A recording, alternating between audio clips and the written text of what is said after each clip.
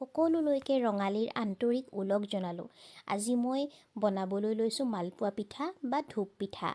আৰু এই পিঠাটো বনাবৰ কাৰণে মই বেটাৰটো প্ৰস্তুত কৰি লৈছোঁ। এই বেটাৰটোত মই ব্যৱহাৰ কৰিছোঁ 4 কাপ চাউলৰ গুড়ি আৰু 1 কাপ আটা। যিহেতু মই দুদিনমানলৈ পিঠাখিনি ৰাখিম, সেইকাৰণে মই অকণমান আটা যোগ কৰিছোঁ। যদিহে গৰমে গৰমে খাবলৈ হয় তেতিয়াহ'লে আটা যোগ নকৰিলেও হয়। আৰু মই ইয়াত এই বেটাৰটোৰ কাৰণে যিমানখিনি প্ৰয়োজন হয় সিমান প্ৰয়োজন অনুসৰি গুড় অকণমান পানীত গুলি সুন্দৰকৈ ফেটি লৈছোঁ বেটাৰটো। আৰু তাৰপিছত মই এনেকৈ ভাজি গৈছোঁ। তাতে মই বেটাৰটোত অকণমান গাখীৰো ব্যৱহাৰ কৰিছিলোঁ।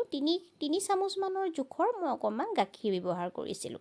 আৰু মই গোটেই বেটাৰটো ফাৰ্মেণ্টেশ্যন হ'বৰ কাৰণে প্ৰায় 3 ঘণ্টামান ৰাখি থৈ দিলোঁ। 3 ঘণ্টামান ৰখাৰ পিছত এয়া পিঠাকেইটা ভাজোঁতে এনেকৈ ফুলি ফুলি আহিছে। আৰু মই একেবাৰে ঘৰতে কৰা খাটি সৰিয়হৰ তেলত পিঠাকেইটা ভাজিছোঁ, গতিকে ইয়াৰ সোৱাদটো খুব সুন্দৰ হয় খাবলৈ। আৰু পিঠাটোৰ টেষ্টটো এনহেঞ্চ কৰিবৰ কাৰণে আপোনালোকে অকণমান বেলেগ ফ্লেভাৰৰ কাৰণে ধৰক চফ বা ডেচিকেটেড কোকোনাট পাউডাৰ নতুবা কমলাৰ বাকলিও সৰু সৰুকৈ কাটি যোগ কৰিব পাৰে।